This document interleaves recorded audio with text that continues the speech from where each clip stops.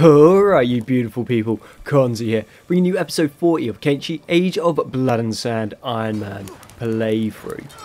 So to start this episode off, I need to tell you guys that I've had to re-import the game. Everything has stayed the same, all relations, everyone that's dead is dead, all research has stayed the same, and all buildings have remained where they were.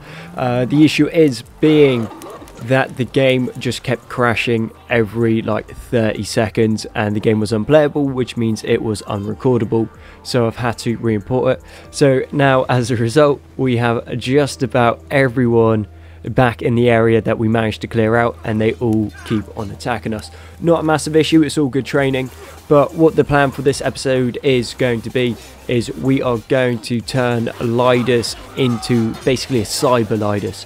So we're sending him down to the skin house HQ. He's going to go and find Savant and then ideally knock out and kidnap Savant so that we can get the schematic for the peeler machine. The main objective for this episode today is we're going to see if we can get Lidus's dexterity up to level 200, which would just make him insane. Virtually nothing would be able to hit him. So yeah, I reckon that would just be a lot of fun, so I want to try that. The way we're going to do this is we're going to head down to the skin house HQ. When we're heading down to the skin house HQ, we can get the peeler machine. With the peeler machine, we can remove his right arm, and then we can build a second, well, it wouldn't be the second because it would be the first, because it would be the right arm. So we can put a second T800 hyperalloy limb on, which will take his dexterity up to about 140. There are different armor sets in the game that give you bonuses to your dexterity. Like the Assassin's Rags will give you an extra 10%. Then we also have the EX Martial Arts suit, which will give him another 10% as well, but that's to attack speed. So I want to see how that will apply into the dexterity. With those all mixed together, we'd only need to find, say, some trousers and a belt slot that will give him extra dexterity, and that should take us up to about 180 to 200 dexterity, which would make him absolutely mental. He's nearly on his way to the skin house. We're in the skin house now. Thankfully they are not too fussed by the hivers, they just call us organic robots or something. So we're going to have a look around, see if I can pick up the peeling machine. I think Savant has it, so we'll probably have to try and kill Savant. There is a good chance we can just knock him straight out and then just loot his body and run. If not, trying to fight Savant with all of the skellies around with the gen mod so they're even stronger, and then with 3 times more group spawning. Yeah, this is going to be a very serious fight for Lidus. We should be able to get out. I mean, worst case scenario, we just drop all of our kit and we run, but it's not going to be easy, but it should be good fun nonetheless. Looking around this skin house, there are quite a few interesting things. So I think a second trip will be needed. Well, we can just come back on the way to the Ashlands for when we fight Catlon, and we should be able to pick up some pretty interesting stuff.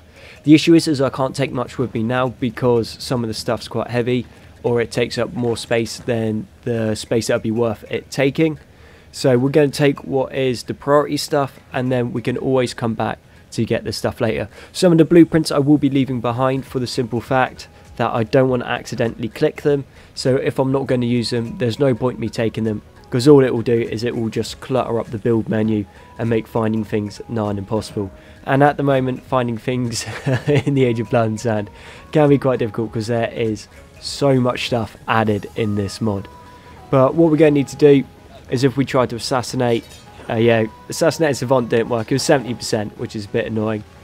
And those guys hit hard and they hit fast. Okay, and we're not in a crazy amount of trouble, but looking at it, Lidus's katana is super bad and he's not in armor. So what we're going to need to do is pull out, try to fight them outside. If we can fight them on this, I suppose you call it the walkway, it will give us a nice advantage because they can only fight us this couple at a time, and then when Lidus does his cleave attacks, he's going to be able to hit a bunch of people. They do have a bunch of archers firing in, which is annoying. They're taking their toll and staggering him. Yeah, man, these guys are actually like really good at fighting, it turns out. Not the end of the world. Not Not something that we can't deal with, but we definitely can't deal with this many. So what we're going to do is we're going to do the old Kenshi feint retreat. So we're going to pull back, try to break up their numbers, so we're only fighting them in small pockets at a time. So a little bit of defeat in detail, which would be pretty good. If we can keep the group small, so say 4 or so at a time, that will be pretty ideal.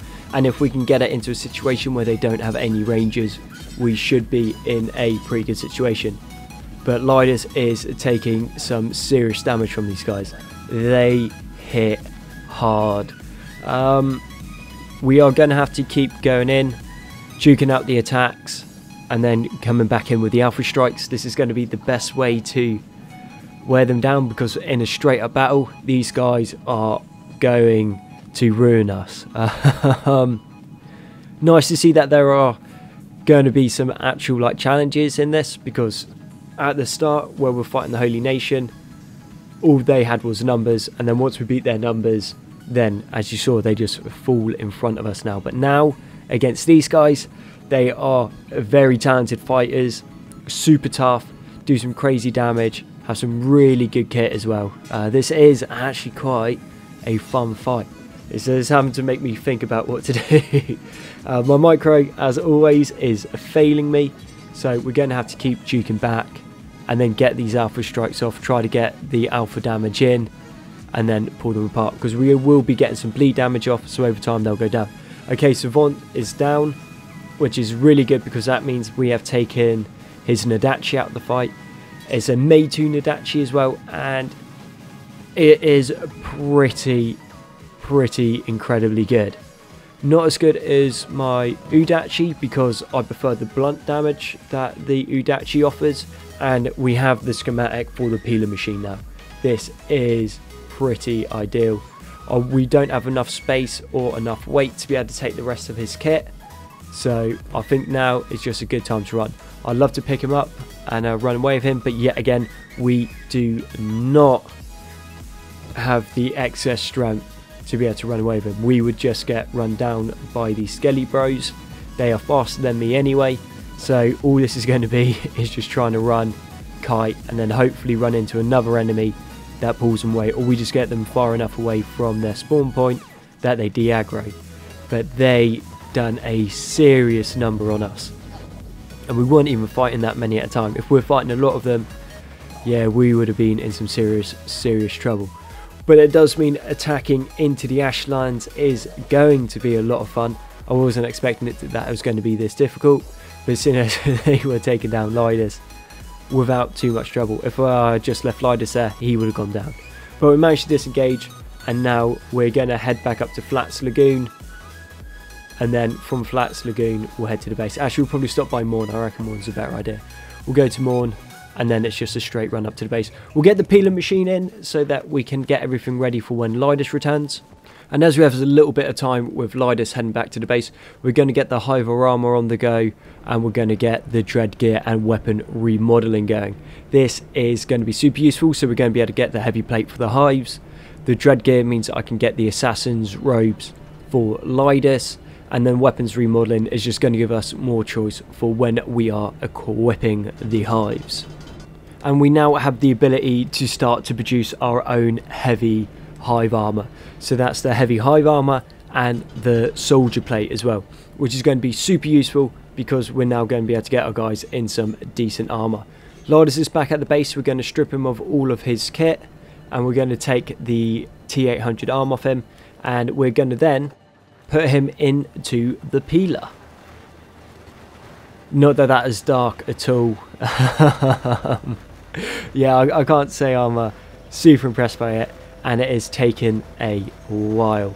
Not gonna lie, I did have a little panic attack because I realised Lidus was the only one that can pick locks, and I didn't realise we could just pull him out. So I was like panicking, trying to get my guy, any of my guys, to a situation where they'd be able to get him out. Turns out I could just pick him up and pull him out. Pretty beaten up, but he's alright. But now we're going to have a chance to check out the healing pod proper and just look at how quickly this thing heals. That is absolutely insane. So you think about it, if we get 5 of them on the go when we're in a big fight, you can literally just bang your guys into it, pull them out, and then they are good to go for the fight again. Okay, we've got both limbs, 136 dexterity and 120 strength, but I reckon we can get higher than that, and I reckon we can get better. So here is the Assassin's Dust Coat, and we put that on, and now we're on 164 dexterity. So let's see what Lidus can do. Okay, that was over in a flash. Okay, let's slow-mo that. I think I might have just broken the game.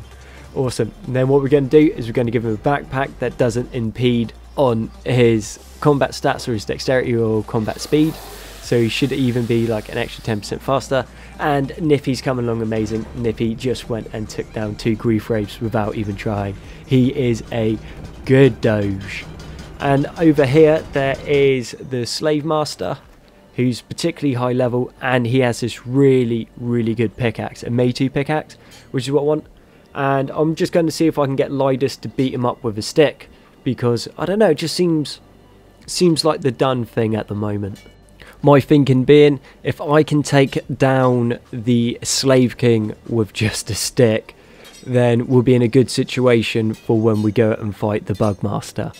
Lidus's stats for blunt are absolutely atrocious, as we can see here, but against this guy, because he has such high stats, Lidus's skills are going up crazy quickly, which will mean that we'll be in a good situation to fight the Bugmaster, because the Bugmaster is rapid.